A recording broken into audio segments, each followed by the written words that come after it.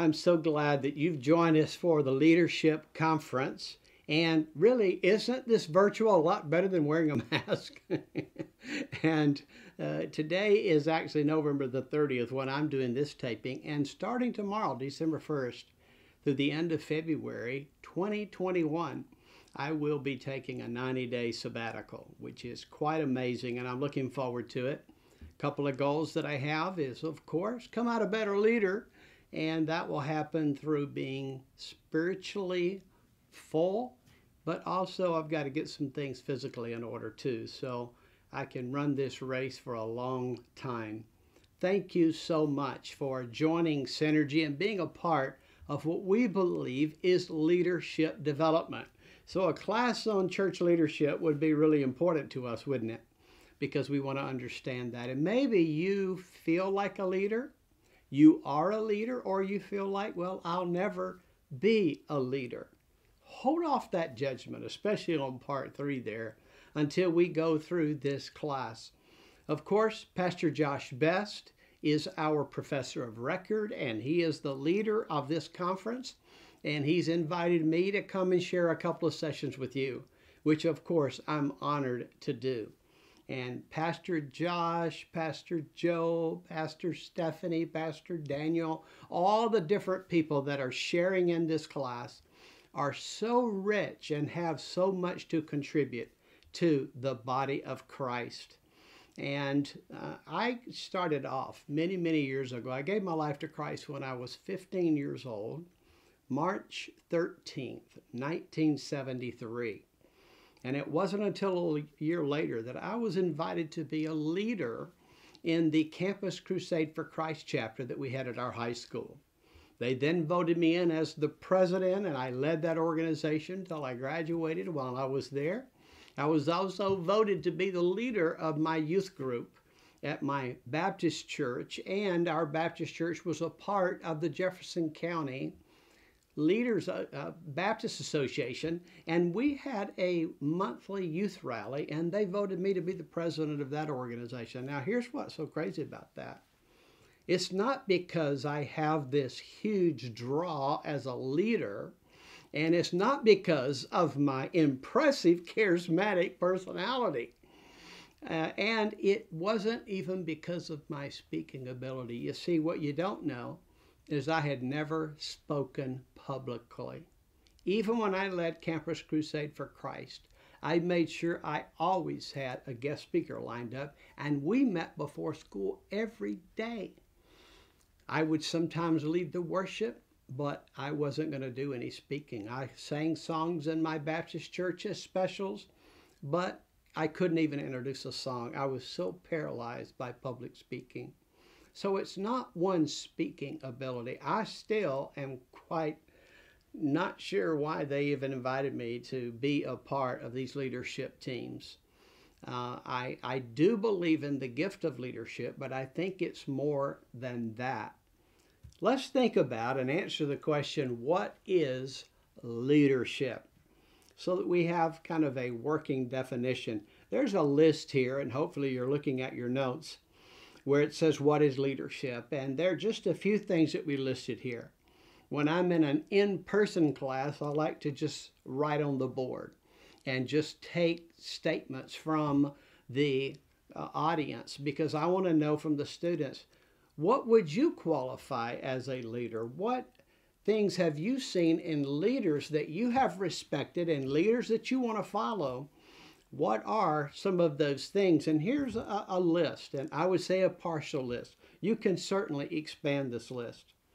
But passion. The person, man or woman, is a visionary, a person of integrity, a good communicator, an influencer, a servant. And of course, we'd get that from Jesus, wouldn't we? He said, this is the greatest in the kingdom. A strategist, a follower. So they're not just a leader, but they can also follow. A delegator, encourager, knowledgeable, motivator, empowered and empower others, because they're an equipper. And they're called by God, which is a huge part of being a leader. are you called by God? Let me tell you, there's several people in the Bible that were called by God. You know their first response? I can't do that, Lord. I just can't do that. You can think about Moses. Lord, I cannot speak. And then Jeremiah, Lord, I cannot speak, and I'm just a youth. I'm too young for this job. Of course, Moses was 80 years old. He could have said, I'm too old for this job. But one of the things that I want you to see when we ask this question, what is a leader? It's one in authority, one who is responsible. And I remember just telling a pastor friend of mine just the other day, I said, the big thing about leadership is it's your fault. You're responsible. When you're the leader of anything and things fall apart, it's your fault. I've never pastored a church that I didn't start. I'm a church planter. Well, now that's kind of good and bad. I've never inherited another pastor's problems, which also meant I couldn't blame it on the last pastor. I couldn't say, well, that's not my fault. That's the pastor before me fault. No, there wasn't one. So I had to own it. And guess what? All the problems are mine. They're my responsibility. And so a leader is also one who leads.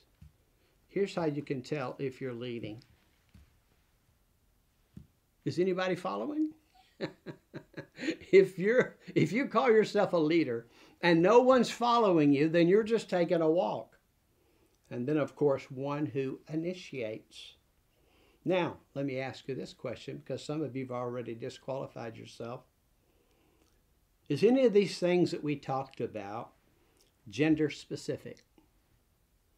I mean, can a woman have all of these qualities as well as a man? Is any one of them just because you're a man or just because you're a woman?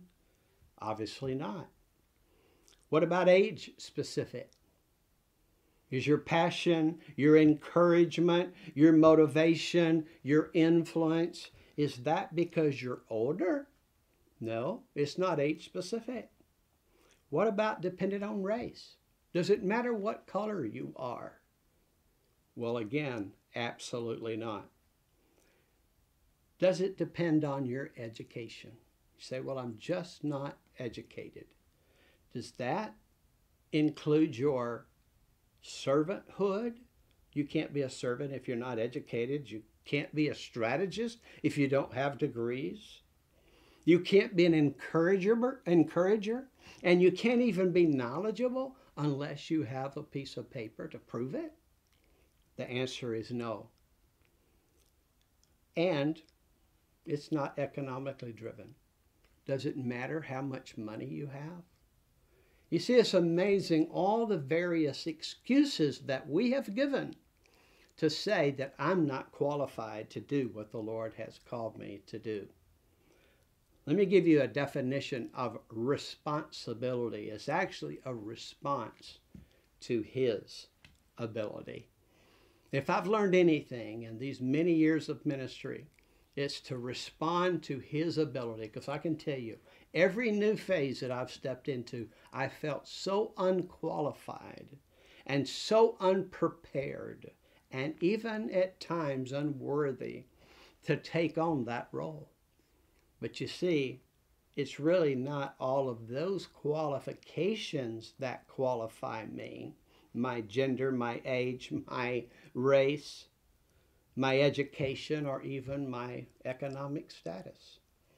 It is the call of God and responding to His ability in each situation. Maybe you could name some recent leaders that you can think of that were successful. Now let me tell you, there are leaders who have the wrong purpose and lead the wrong way, but nonetheless they're leaders because they influence. Maybe they have encouraged people to embrace their way, and they have great ability on leading other people. So you can see, and we'll talk about it later in these sessions, that having the right purpose is going to be really important, because it's not just about getting people to go your way. It's about leading the right purpose for that group of people, whoever they are, and whatever size that group may be. And then, of course, you could name some leaders in the Bible. It's replete with leaders. And it's replete with successful leaders. And it's also replete with failed leaders. And by studying the Bible, I can go and say, okay, here's how this guy did it right. And this was his success story. Or I could say, this is where this guy fell. This person didn't do this or that and left out some things that are important. Maybe one of the big ones is being a person of integrity. I know there's a lot of people who have been discouraged over the last several years of failed leaders in the body of Christ.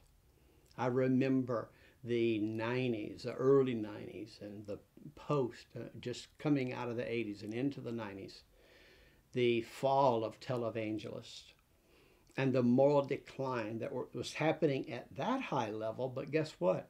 It's also happened in churches. My wife and I, we have worked for two pastors who have had moral failure in their family. One, the pastor's wife had an affair with the elder. The other, the pastor's wife had an affair with the secretary. And so there has been so many that we've worked for. But then I've also been in a ministry of helping pastors. And guess what?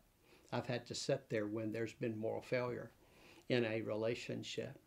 We've had people on our staff back in Alabama. We had two children's ministers, and one for two different levels, and they were part-time in our church. And one took care of the little kids, 6 years and down. The other took the 7 to 12-year-olds. And in that situation, there was nefarious relationships, infidelity. Lives were broken. Bring to you the good news, both of those families were restored. Now, it took a long time before their ministry was restored because their lives were broken. So I'm here to tell you that there are things that leaders do, and maybe you can look at some current and you can look at some biblical. Study the successes and study the failures, because you can learn lessons from both. This class will probe these questions. Also, we want to discover, why do you want to be a leader? There's a great book by Lovett Weems entitled Church Leadership. Seemed like a small book, especially when I first got it on an online course that I was doing in my master's degree. And I was surprised at how rich the book really was. Look at some of his statements. Leadership does not exist within a person. Now, I would take a little issue with that. Obviously, it's got to start with you. But he's talking about the act or the function of leadership. He said it resides in the relationship between persons. Followers, he says, leaders are defined by the power that their followers lend them. Followers, in turn, are empowered by the leaders to do more than they ever imagined. You hear that relationship going on there? Leader and follower. He said, actually, if you're a leader, that's only because some followers have lended to you this power to lead. But he also says that they empower the leader in such ways to carry on, and they are then blessed, and you're blessed because we're all going somewhere together. Effective leadership remains in many ways the most baffling of the performing arts. And I love that phrase, performing arts, because listen to how he continues to define leadership. It's intuition, and in his book he says part intuition, part flair, part risk-taking, and sometimes even theoretical ability come into play. And leadership needs vary from organization to organization, culture to culture. There is no set formula. So it's not just a cookie cutter. Well, I'll tell you, I've watched this mistake and I've made this mistake. When I was a young pastor, I used to run from conference to conference. I feel so sorry for my church in those early days because I'd come back from a conference with a new model. This is what we're supposed to be doing in our church. And then go back off to another conference a few months later or maybe the next year, and there's a new sales or new curriculum or new something coming down the pike, and I come back and I say, oh, this is what we're supposed to be doing. And here's what I discovered in that. Of course, I was jerking the people back and forth. We weren't going on a clear path, but I was taking cookie-cutter approach. I like what I saw them do. So I thought that's what we ought to do. But guess what? Our culture was different. Our church was different. Our city was different. And mistaking that, thinking that leadership is just a cookie cutter. You're going to make mistakes. That's one of the biggest mistakes you can make. You're going to make mistakes anyway, but don't make that one. Realize that all of these components come into you being a leader. And leaders come in all shapes, sizes, colors, with varying dispositions. I pause again to say, I don't know, have you ever heard of R.W. Shambach? When I was just a teenager, I used to hear him on the radio. Now, I really thought for a number of years that he must be a black preacher because he had the fire and the fervor and what we in the South would have an African American church that had all the flames. And he had that, and I thought he must be a black preacher, and I loved listening to him until I met him in person. and when I finally met him, he was an older white guy. But I wanted to preach like him. I wanted to have that same preachy about me. I wanted to have that same fire. And I would go to my church and try to be flaming and walk out the door and people say, Pastor, that was a great lesson today. Well, obviously, I was a different size and shape. I was a different gift set than R.W. Shambach. You know Billy Graham, and I'm sure you've heard the name and what a powerful man of God he was. But I remember Dr. Paul Yonggi Cho, now he calls himself David Yonggi Cho, one of the largest churches in the world at one time in South Korea. And he said, I wanted to preach like Billy Graham. And he said, and he would just have such fire when he preached. And he said, and I just would run out. He said, my energy just couldn't be that energetic. And he said, then I realized he was eating steak and I was eating rice. Well, there's a lot more than that. People come in different sizes. There are different things that are a part of you. It is part purpose, part process, part product, part the why and part the how. Part the artistic and part the intuitive, and only part the managerial. He's still talking about leadership. And then he says these words, leadership is a ministry of stewardship. Leadership is stewardship. And here's what you're a steward of. The purpose, the time, your time and others, resources, opportunities, challenges, energies of the people. Leaders are good stewards of the manifold grace of God. 1 Peter chapter 4, verse 10 tells us to be good stewards of the manifold grace of God. You know what the next verse says? Because it was a life-changing verse for me. If any man speak, let him speak the words of God. If any man minister, let him do it as of the ability that God gives, that God may be glorified in all. Here's the goal of leadership. We want to be sure that we steward all the things that God has put into our life. It's not one-dimensional. It's many-dimensional, which is a critical part of leadership. So that's why we call it leadership development. There's some areas of my life and areas of your life that you need to develop. And by the way, I'm still developing as a leader. Weems had 10 observations about leadership. We'll just look at 5 of those. But here's what he says. Leadership has myths that need changing, and also some statements that he makes about leadership. The myths are, people are all born leaders. If there's a leader, it's because they were born to be leader. Truth is, skill of leadership can be learned. I think that's really important. You know, you see a lot of books on my shelf, and there's a few rows of leadership books where I'm studying what other people have said about leadership. I've studied both biblical leaders, but I've also studied business leaders, understanding how leadership works and the dynamics, trying to get a framework and an understanding. I wasn't a born leader. And so I had to develop some leadership skills throughout time and implement them. And then, of course, I'll tell you where it really helps me is that when I see them in the Bible, then I say, okay, this is God's truth.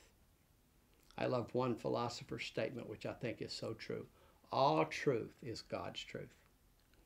And he was referring to the medical and all the different disciplines that you would talk about in our world today. And he would say, well, if there's truth in it, all truth is God's truth. So look for the truth in leadership. Don't read books on how to tell you how to manipulate people, but how to motivate people. That might be very helpful, especially if you're called to minister and bring people to Christ, which did you know that all of you are? And so you're going to lead people to Christ. So understanding leadership is going to be an important part of that. But it might not be what you're not a born leader, but you can learn leadership skills. And of course, the second myth is that leadership power is generic. But the truth is, always a power related to interrelationship with others. And that goes back to what Wayne said before. It doesn't exist in me, but it exists in a relationship between us. So if I don't nurture that relationship, my ability to lead, that also is another problem. People think that leadership is a position. I've had people throughout the years, well, if you would give me more acknowledgement from the pulpit, I could lead better. People would follow me if you would give me more attention from the pulpit, if you would draw attention to my ministry. That's the reason it's failing, is because you don't give me enough acknowledgement. No, if you're leading people, they're following. And you need to then own it. I have a parable, and it's pretty simple.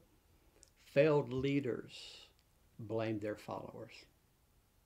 Think about that just for a moment. People who are always blaming their congregation, their life group, their group of people they're trying to minister to, or their organization or their business, they're always blaming it on their followers. Maybe when they're pointing that finger at others, they ought to look at the 3 pointing right back. Because leaders, remember, are responsible. Then he made these statements. Leadership is spiritual. Although effort, education, and experiences are important, judgment, feeling, sense, values, and intuition, a kind of discernment, one can only understand in spiritual terms.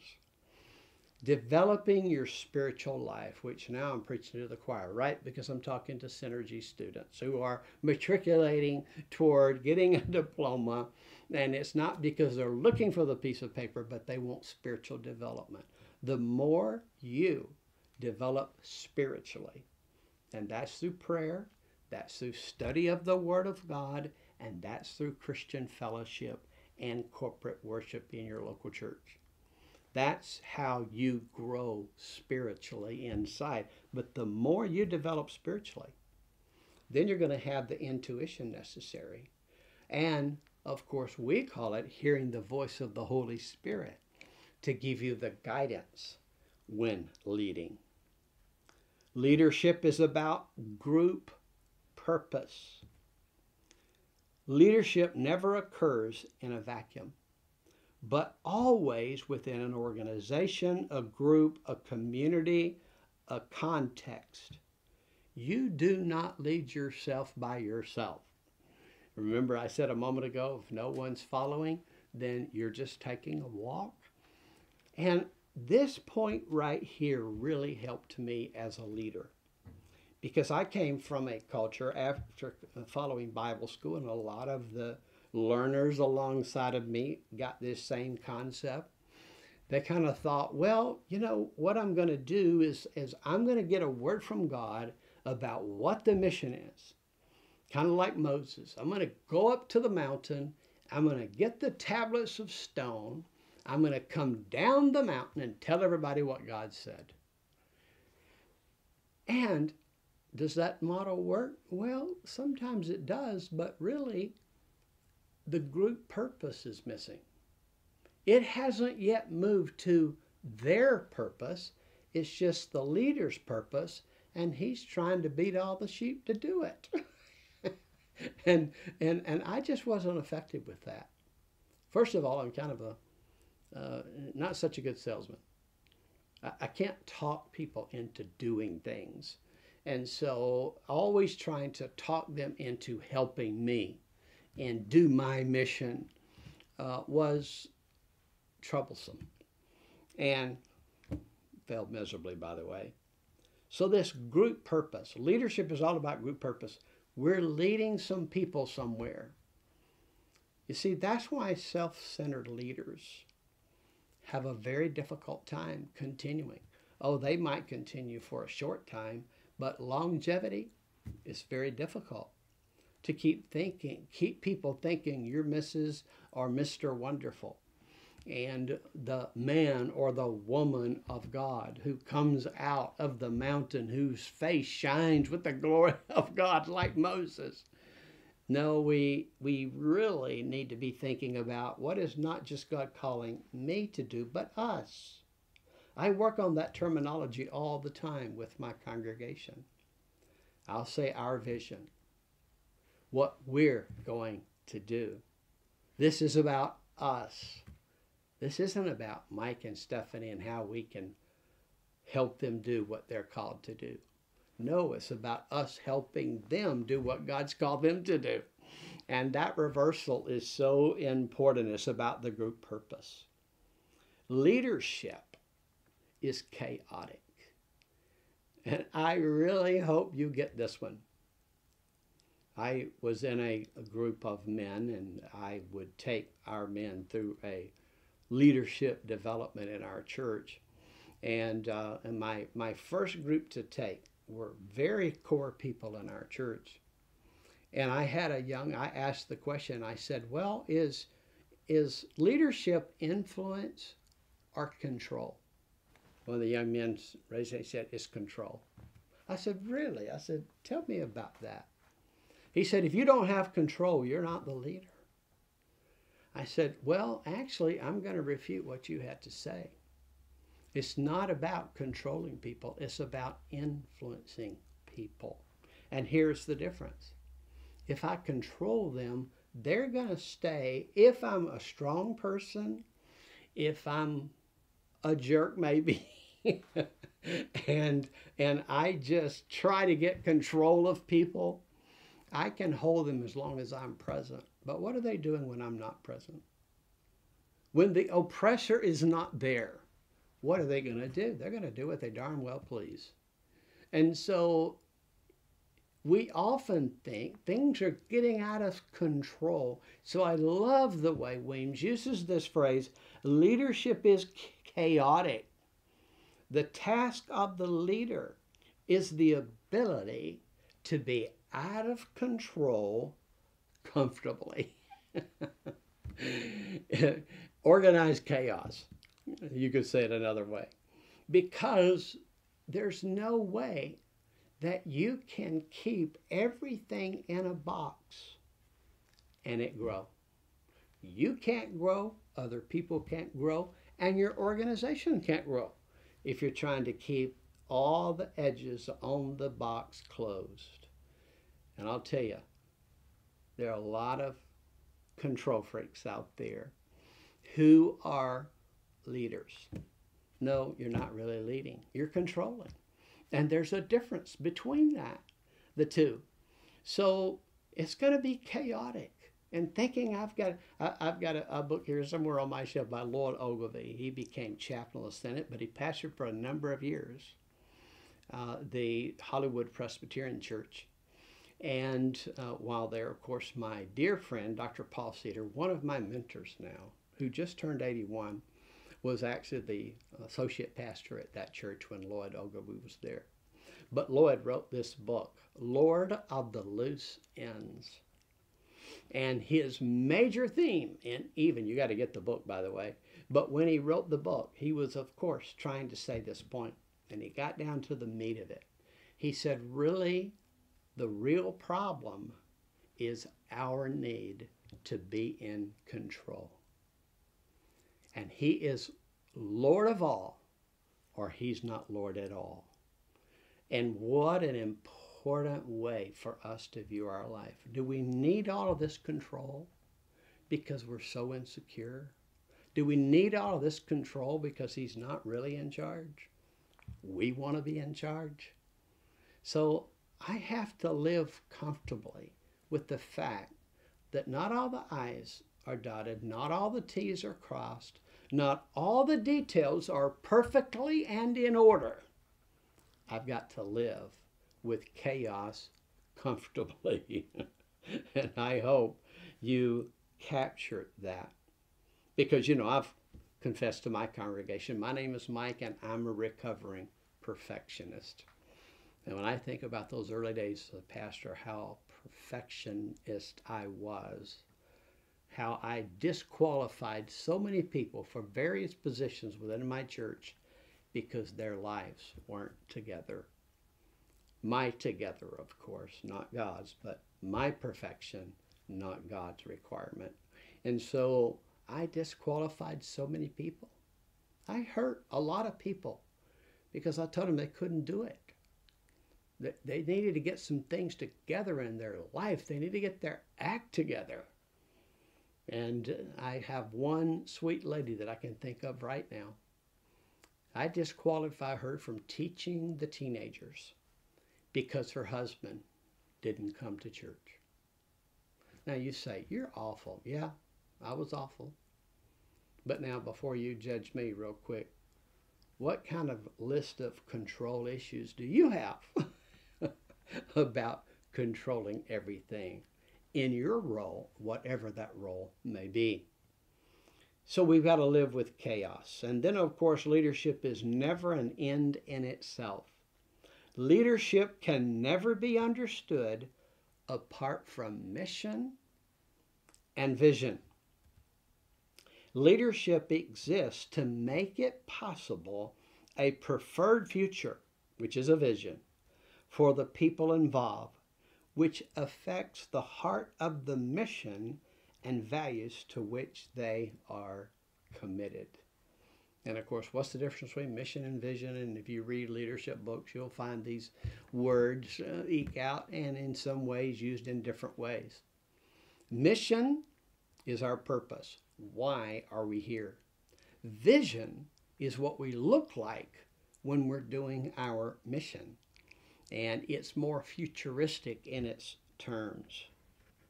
Now, there's various leadership styles. Authoritarian versus laissez-faire, which is kind of just laid back. So real bossy or really laid back. Also task versus people oriented. Now, I'll tell you, I used to be a taskmaster. You already heard about my perfectionism confession. But in that task versus people orientation, Here's how I came to understand how I needed to do it. I needed to realize that the task is people. You see, a lot of times we're just trying to get a job done. And maybe you've seen it. I've watched it in places like Walmart. Run over by people who are more interested in getting the stuff on the shelf than caring for the customer who's going to buy the stuff on the shelf. Sometimes companies lose that people orientation. I had a businessman who wanted me to come help his business. And he said, I really need you to teach the 212 model of leadership to my team. And he said, it's starting with my manager, my general manager. And he said, the general manager of my store, and his sales were going way down. He said, the general manager of my store, he says, a great guy, he's so trustworthy, and he is incredibly integral. And when I met him, he was a Marine, and I was very careful just now not to say ex-Marine, because Marines don't believe anyone is ex. If you're once a Marine, always a Marine. And he was a Marine, and he was a nice guy. And he was a man of integrity. He was an honest man. But I started talking to him about caring for his sales staff. Not just caring for customers, but caring for his sales staff. I said, do you know their names? Well, of course I do. Do you know their wife's name? Do you know the names of their children? Do you know what's going on in the lives of their spouse and their children? Well, he said, no, I don't, but, you know, when they're at work, I'm nice to them. I said, listen, you need to care for your people and ask them about their personal lives. Got another very successful businessman. This is how he works his business. He actually sits down at the beginning of the year and talks about the personal goals of his employees. Then he shows how the goals of the company will coincide with helping them reach their goals. What a powerful model. And so I was talking to this gentleman about it. I said, you know, maybe rather than just getting down to numbers and quotas and all that kind of stuff, why don't you start caring about them? And maybe that care then can be passed on in this company to them caring about their customers. He said, oh, if I start doing things like that, they're going to think I'm up to something. I said, oh, you misunderstood me.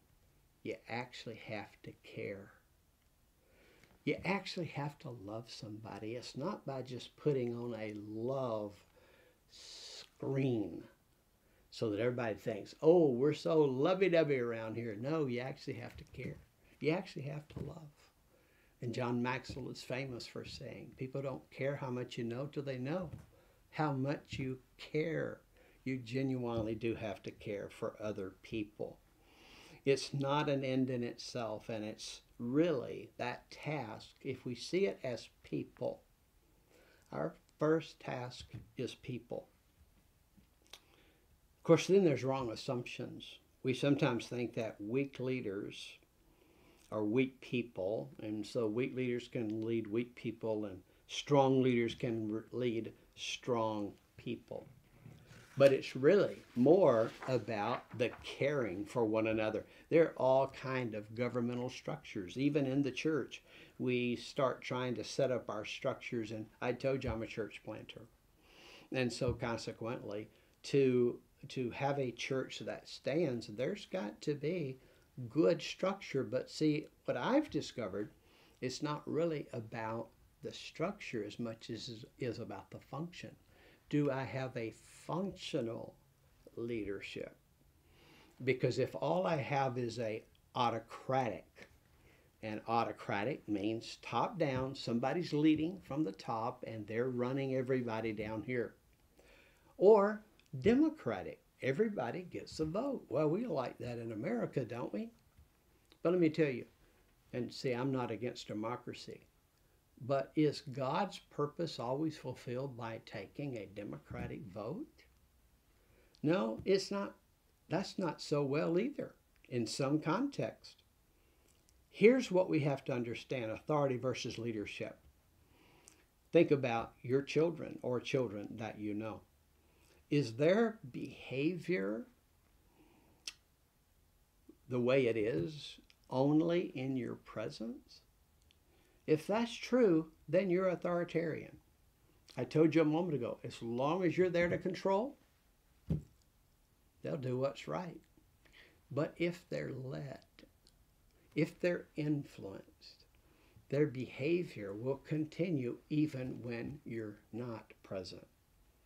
I watched this in a job that I had many years ago in the 70s when I was working at a steel warehouse. And I saw authoritarian guys, and then I saw guys who actually cared for the people that worked for them. And one of the things that I saw was that when the authoritarian walked away, myself included, I was only 18 and 19, I would undo or do less because that leader wasn't there to pay him back for all the things that he said and did when he was there. And it's so counterproductive to be a ruler, be a servant. And Jesus, of course, taught us that. He turned the pyramid upside down. He didn't have a top-down leadership. He had a bottom-up leadership. He said, you want to be great in the kingdom of God? And he said this to his disciples when they were squabbling over who was going to be the greatest in the kingdom of God. He kind of had a staph infection. And that's in Mark chapter 10, verses 35 through 45. Because it tells that Jesus was away and James and John were just all, they were all squabbling over who's going to be great. And finally, James and John asked Jesus, Jesus, can we be one on your right hand, one on your left hand? When you come into your kingdom? And Jesus said, well, now, wait a minute. Can you be baptized with the baptism I'm baptized with? Oh, most Christians would stand up at me and say, yes, I can be baptized with that fire. Baptize me with the fire. He said, and can you drink of the cup that I drink of? You remember the cup? Oh, not just the cup of communion, the cup of Jesus' suffering. Jesus in the Garden of Gethsemane. Father, if there's any other way, let this cup pass from me. Nevertheless, not my will, but thine be done. Let me tell you what that cup is. It's a cup of self-denial. Can you receive the baptism? Well, yeah, I like that. What about the cup of self-denial? And so Jesus said, in the Gentiles, they exercise lordship over one another. In other words, they step on who they have to get to the top. Because see, that's what we think a leader is. The guy at the top, that's the leader. He said, but it's not going to be that way in my kingdom. He said, whoever's going to be great among you is going to be servant of all. Whoever's going to be the chief is going to be the minister. And it was another word for servant, deakonos, where we get our word deacon from. And I'll tell you, it's sad to see all the deacon-possessed churches today that think that being a leader is running the pastor. And they have missed this servant leadership. For then Jesus added these words, for even the Son of Man, talking about himself, didn't come to be ministered to, but to give his life as a ransom for many. Jesus was the greatest person to model what we're talking about. And I heard that statement, and here's what I thought when I was in Bible school. I thought, well, if I'll serve my pastor when I'm little, one day I'll be big and have a bunch of servants. That's when I'll be great. No, Jesus didn't say that. He said, when you're the greatest, you're the servant. When you're serving, that's when you're the greatest. Because his leadership is all about holding people up. I measure my success not by how many do I have under me, but how many can I hold up? How many can I serve? So then, these three key words, and you need to capture these words and your understanding of how organizations run. Administration, that's doing the right things. Management is doing things right. Leadership articulates a shared vision, motivate key people, and gains cooperation of the people. My pastor, Pastor Steve Vickers, said it best. He said the difference between management and administration is like running a tank through the jungle. You know, a tank can run over trees, can clear a path wherever you want that path to go. And guess what? The guy inside it running the tank is in management. And he knows where all the levers are, what they do, and how this machine runs. And he can do things right. But you know what leadership is? Leadership is overview, looking at where the tank needs to go. And I think sometimes we just make circles with our tanks because we're just managing everything, but we're not doing the right things. We're just doing things right. And dotting all the I's, crossing all the T's, those are important functions within any organization. But are you headed in the right direction? Has somebody at least stopped long enough to climb a tree and look ahead and see where we're trying to go so that we can have a clear path there? So we need both management and leadership for sure. Weems suggests 4 essential elements of leadership: vision, team, culture, and integrity. And we'll discuss that when we come back. We're going to take a break right now between this class and the next. But you're not going to want to miss the next, because we're really going to be talking about how you can discover your leadership purpose.